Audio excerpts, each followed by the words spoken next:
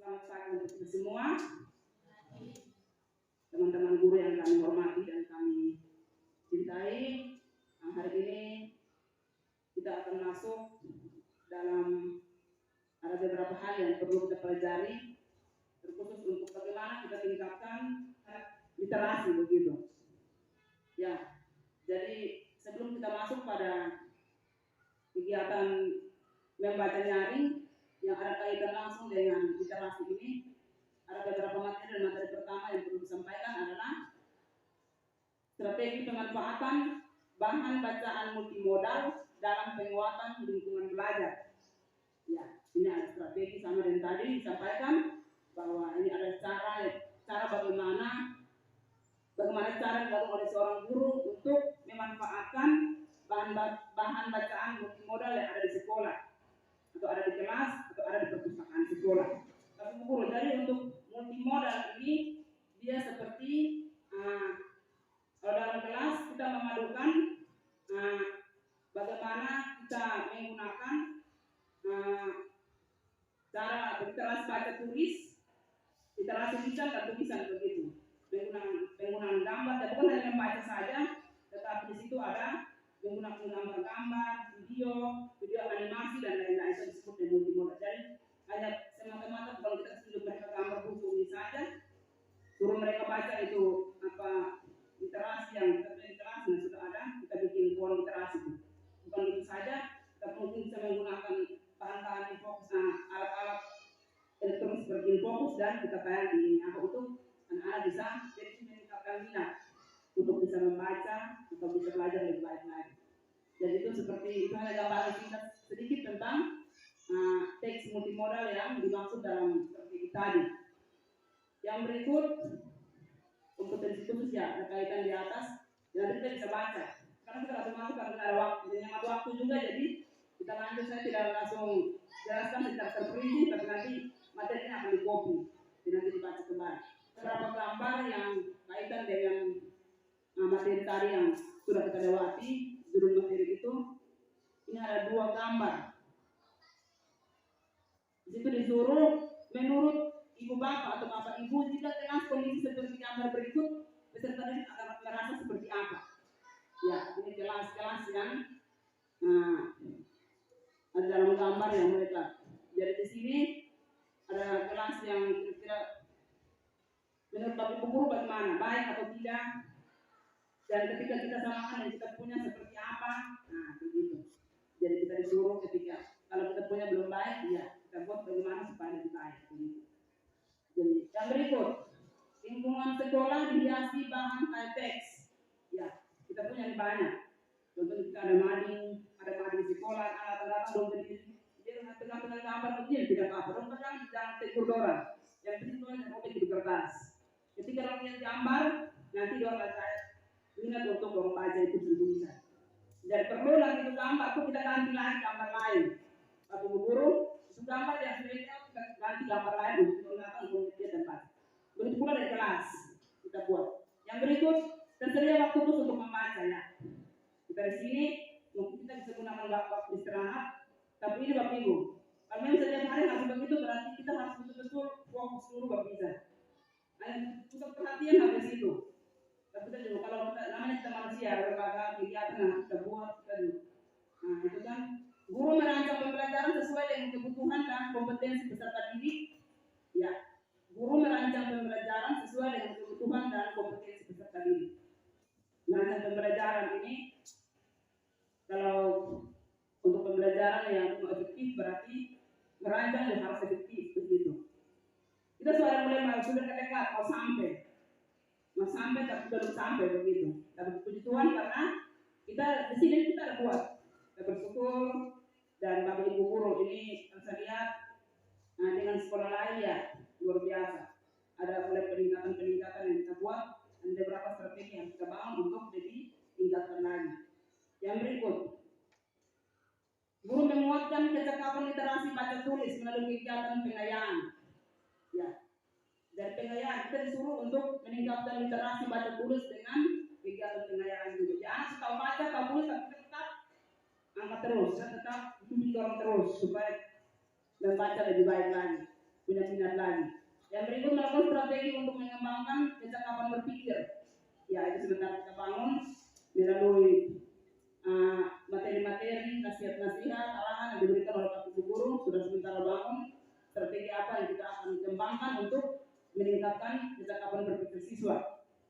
Tentu dalam kelas pasti ada kita menggunakan alat peraga untuk anak-anak, strategi yang satu tempo lah menggunakan alat peraga supaya anak-anak itu bisa fokus begitu. Yang berikut, guru memfasilitasi pembelajaran berbasis proyek. Ya, Bapak Ibu Guru, terutama dalam proyek ini itu teman-teman yang sudah masuk pada kurikulum merdeka itu sudah masuk pada P5. P5 itu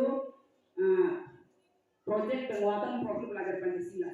Jadi itu untuk masuk di kurikulum merdeka tahun depan. Jadi itu siap-siap memang. Kita tahu bayangan-bayangan ke depan seperti apa. Kita sudah bisa ini. Jadi tahun depan kita sudah buat.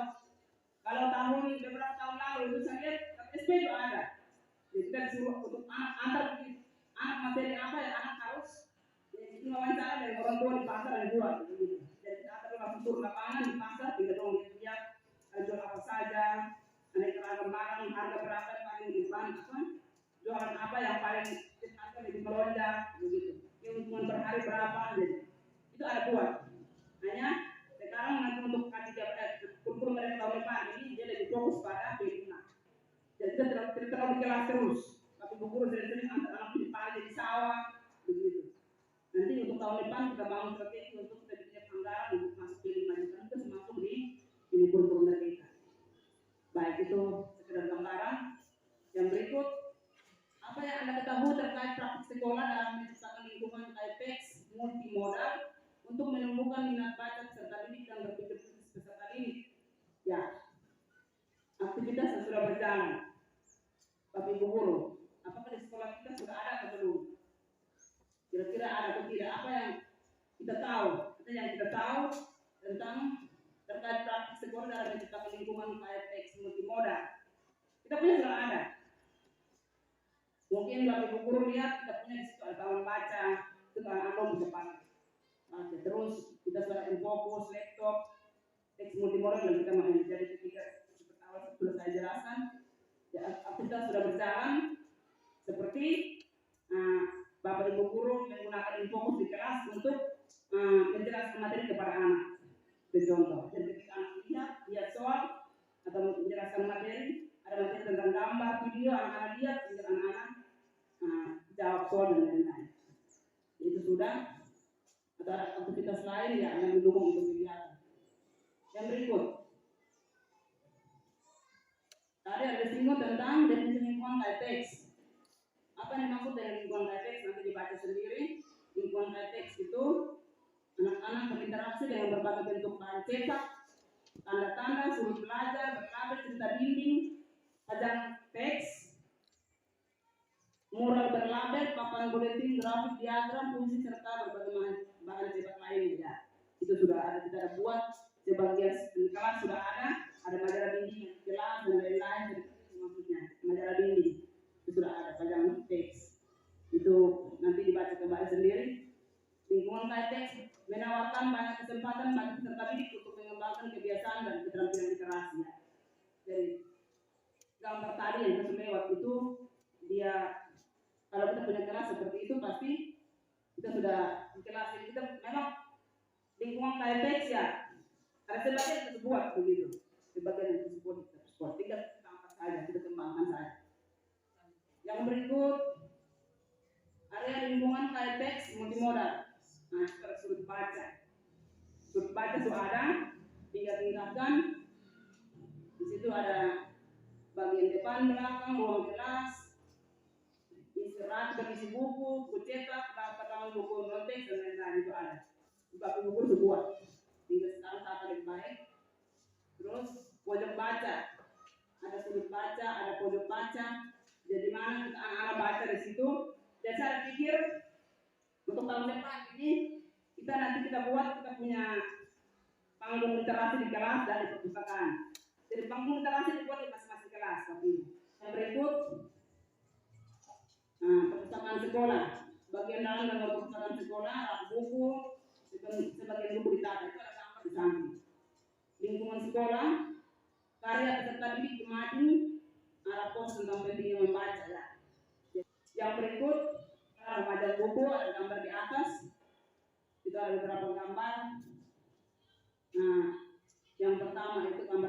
gambar B. Kita disuruh memperhatikan, kita pilih gambar mana yang kita pakai yang paling tepat seperti apa. Jadi perpustakaan itu mama perpus susun buku perpustakaannya seperti apa. Dia model dan kenal seperti di atas. Yaitu di bagian B punya. B itu penyusunan yang tepat. Jadi sampul buku untuk membaca ini awal dan dipajang menghadap ke depan. Supaya ketika anak-anak diambil contoh ini, tapi kita punya ya namanya sebagian sudah seperti itu Jadi buku dia disuruh di paling depan supaya anak-anak lihat gambar dan duluan. Karena gambar ini dengan alasan ketika anak lihat gambar kalau sudah begini gambar ini bagus, kami baca dulu begitu. Dengan melihat gambar anak bisa lebih punya cerita pada baca. Ya berikut perpustakaan yang kayak teks multimodal. Ruang perpustakaan yang aman, nyaman dan menarik bagi anak ya. Lanjut. Berikut eksplorasi konsep pengembangan lingkungan sosial afektif. Model komunikasi dan interaksi seluruh komponen sekolah ya. Komponen sekolah itu ada bagi guru, anak-anak, orang tua, komite, dan tergabung yang kita kembali pada komunitas pelajar dan kemarin kita support itu panitia. Jadi ini Bapak Ibu, ini adalah ada kelompok guru dan anak, ada kelompok orang tua dan guru bekerja sama sebagai mitra, ketek dan staf dan guru berkomunikasi secara efektif, saling mendukung serta saling percaya. Kita di sini sudah memenuhi itu sudah berjalan, tinggal beberapa hal yang belum mantap, kita bisa mantapkan lagi. Jadi ini untuk hubungan baik antara kerjasama itu selalu dibangun secara baik di sekolah ini. Yang berikut guru, ada pengakuan atas capaian peserta didik sepanjang tahun ya.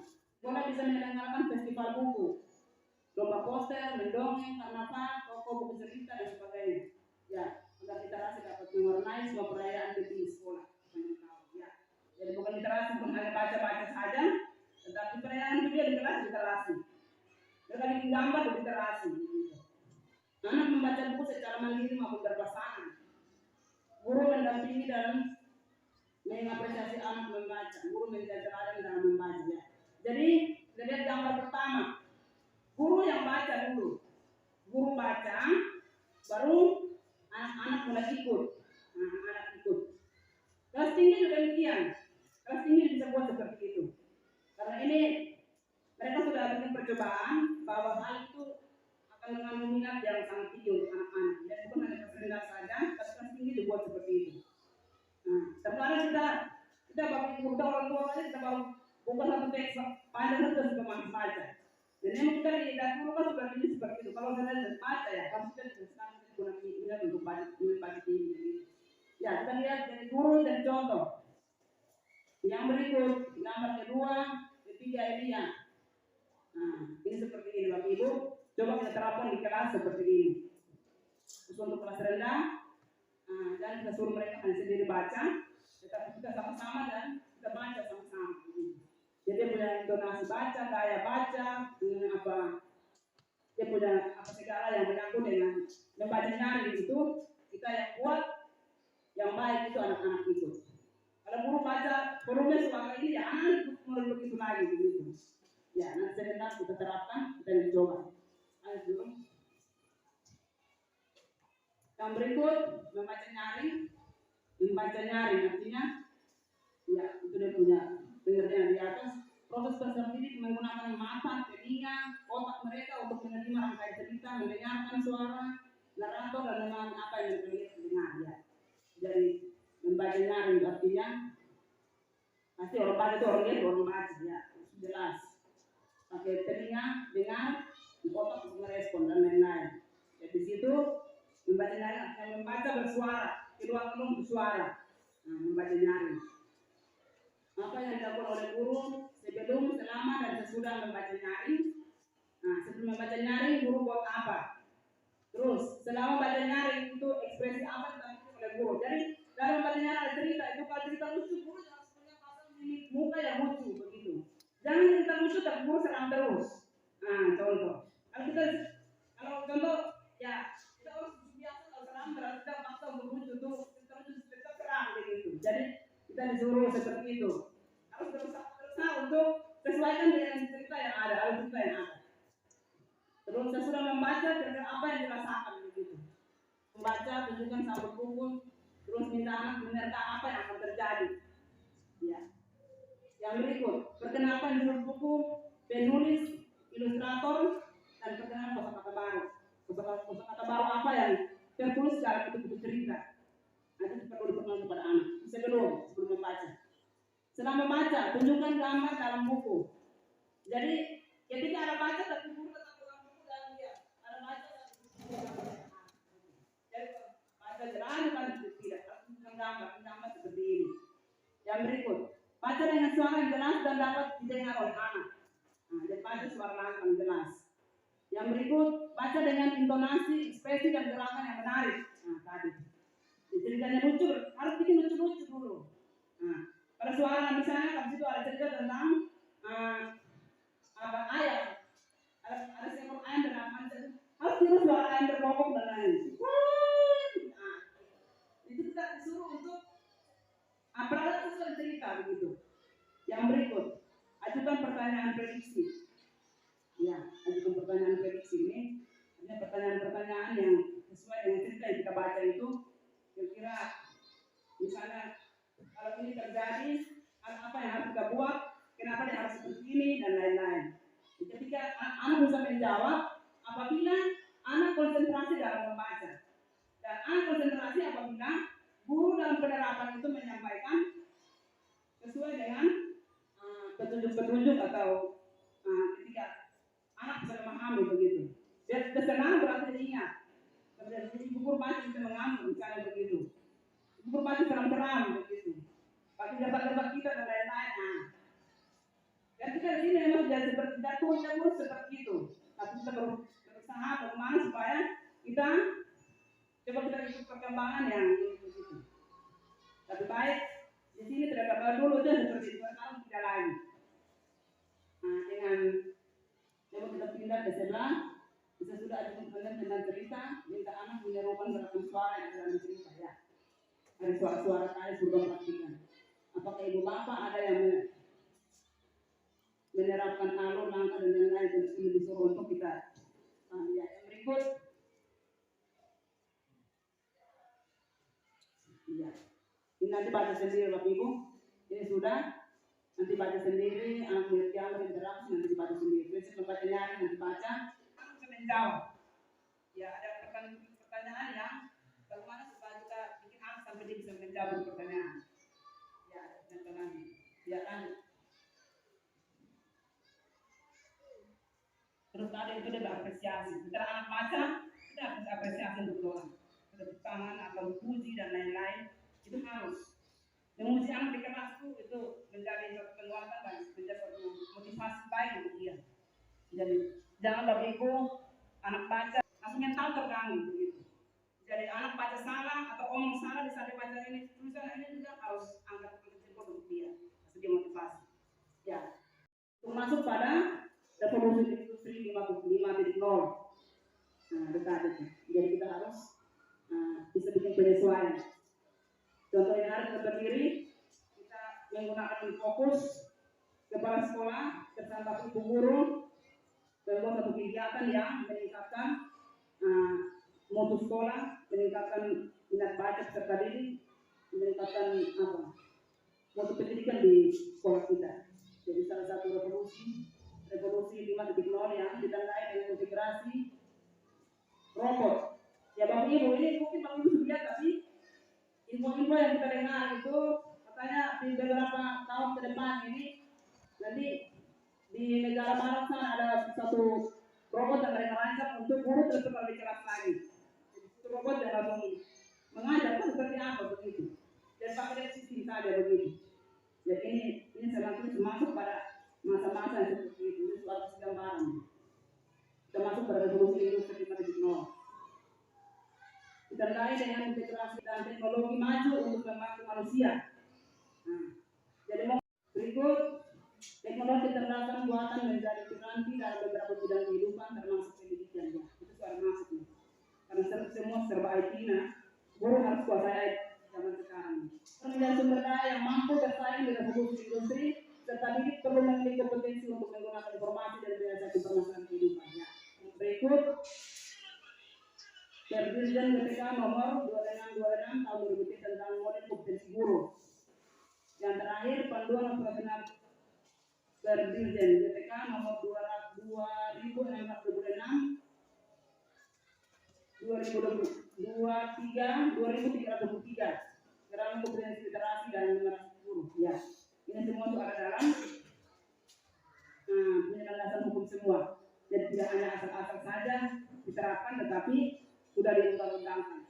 Berarti harus kita guru, bapak ibu guru sebagai warga sekolah harus penerapannya harus kita buat. Apa aspek pada kompetensi bapak ibu guru? Jadi di sini untuk kompetensi ini saya mau lewat tapi saya ngomong sedikit dulu tentang kompetensi guru.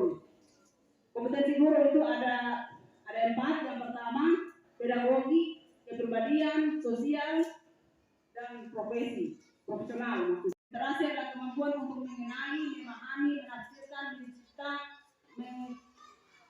mengkomputasi, dan berkomunikasi menggunakan visual, auditori, dan digital mengenai topik lintas disiplin dan ilmuwan. Ya, literasi itu nanti dibaca. Dan literasi itu kita mengenal dan memahami. Anak-anak bagaimana bisa memahami dan mengenal. Yang berikut aspek pada kompetensi literasi guru. Lingkungan belajar kaya literasi, pembelajaran dan asesmen, budaya literasi guru. Budaya literasi, lingkungan belajar kaya literasi tadi sudah dijelaskan, pembelajaran dan asesmen, ya. Pembelajaran dan asesmen itu kalau ini pembelajaran penilaian begitu. Bagaimana kita menilai kita di kelas kita belajar.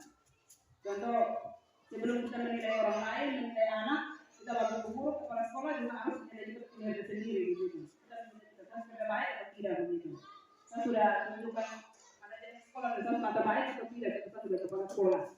Kalau ibu guru membimbing anak merancang pembelajaran itu sudah sesuai atau tidak begitu. Jadi kita kembali ke pembelajaran bagaimana supaya dalam meningkatkan itu asesmen yang ada, penilaian yang ada.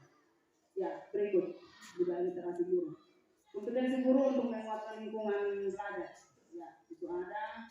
Kita bahas mengelola lingkungan belajar yang menumbuhkan minat sudah menjadi warga sekolah yang orang tua, warga masyarakat dan misalkan mengelola lingkungan belajar. Nanti ini kita sosialisasikan di orang tua juga.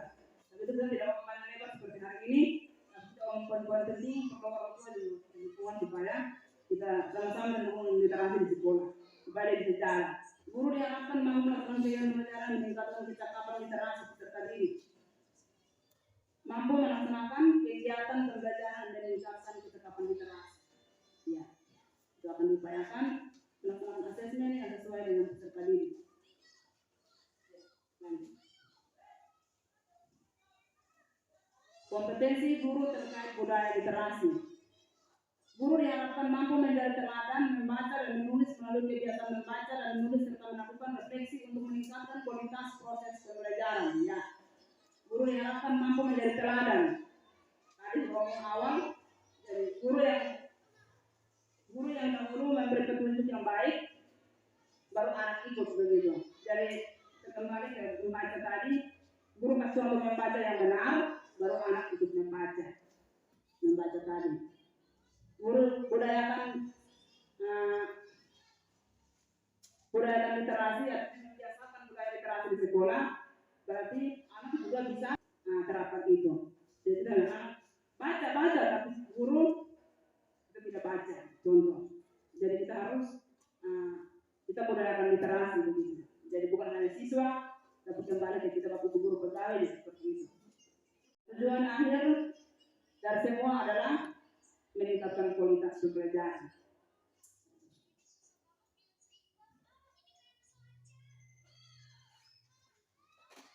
Memahami apa itu CP, TP, ATP, modul ajar ya. Merdeka ya Bapak Ibu.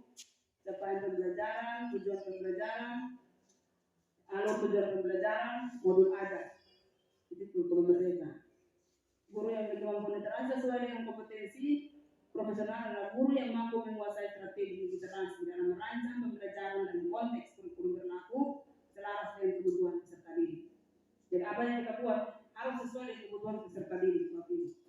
Jadi yang siswa tidak butuh dan tidak usah. Contoh, dia harus tahu baca, dia harus tahu tulis, dia harus tahu hitung. Itu yang kita buat. Tidak ada hal lain yang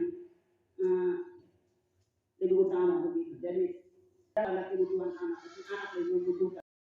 Berikut pemulihan dan transformasi pembelajaran dengan mengembangkan buku bacaan bermutu. Ya. Yang berikut satuan pendidikan mengembangkan budaya refleksi berbasis data. Nah, berbasis data yang tadi kita sebut berbasis. Kalau untuk data punya ini kita lihat ya semua kembali pada pembelajaran bagaimana kita guru bisa berkolaborasi menggunakan IT untuk bisa mencari informasi-informasi menyangkut dengan literasi atau menyangkut dengan kepentingan mutu pendidik peningkatan pada akhirnya meningkatkan mutu pendidikan siswa di sekolah. Refleksi sama dengan kita menilai ke diri ya. Kalau saya sudah bisa ini, mungkin yang mana yang saya bisa terapkan, yang mana masih kurang, saya lengkapi atau yang belum saya bisa ya saya usahakan supaya bisa begitu. Jadi yang kita sudah buat, habis itu kita harus buat refleksi diri. Contoh hari ini penyampaian materi hari ini, nanti habis kita bikin refleksi. Nanti Bapak Ibu mungkin lewat apa curhat-curhat atau apa bisa tadi penyampaian seperti ini, yang lain seperti ini, mungkin mau lain kali seperti ini. Jadi kita refleksi kira-kira hari ini. Kalau bisa kita hari ini kita buat satu kali lagi dan lain-lain. Dan membuat refleksi. Nah, intensi fondasi seperti literasi, numerasi dan karakter. Nah, ini kita kembali ke kemana kita literasi, numerasi dan karakter ini. Tapi terima kasih. Di sini kami juga mengucapkan kepada Bapak Ibu peran dalam ini kegiatan. Mudah-mudahan tahun depan kita punya literasi di tahun bisa naik. Literasi, numerasi dan karakter ini bisa naik. Karena sekarang kita berpengaruh semua pada rapor mutu sekolah. Kembali pada rapor mutu sekolah. Apa yang kita buat, menurut kita sudah bilang, menurut pengamatan dari luar atau menurut orang lain, sudah bisa kan begini. Tapi kita kembali dan semua itu dia kembali kepada rapor mutu sekolah. Ya ada sekolah-sekolah yang terima buku bermutu tapi tidak baca. Ada yang sudah berdebu, ada yang ini apa. Jadi kemarin sekolah kemarin itu buku banyak sekali. Kemarin buku di atas terus taruh di atas ya, buku banyak. Sekarang pemanfaatan yang kurang. Yang berikut peran guru dalam model pelepasan tanggung jawab. Peran guru dalam pemodelan. Peran guru yang pertama pemodelan guru. Nah di sini instruksi bersama, praktik terbimbing dan praktik mandiri ya. Berikut gambar sekali tulisan awal. Baik Bapak Ibu guru semua yang kami cintai, kami hormati. Demikian paparan singkat yang bisa kami sampaikan dalam kesempatan siang hari ini. Mohon maaf jika dalam penyampaian ada banyak kekurangan, ada hal-hal yang mungkin dalam penyampaian tidak berkenan di hati, dan ada kekurangan mari kita lengkapi bersama, dan ada yang kata-kata yang tidak berkenan mohon dimaafkan, dan mari kita satu pikir bergandeng tangan untuk kita sambut, kita dukung kegiatan literasi di sekolah. Intinya adalah bagaimana peningkatan mutu pendidikan di PTDS Negeri 3 Waisika, terkhusus peningkatan literasi, numerasi dan karakter di PTDS Negeri 3 Waisika. Terima kasih sekali lagi, selamat siang untuk kita semua.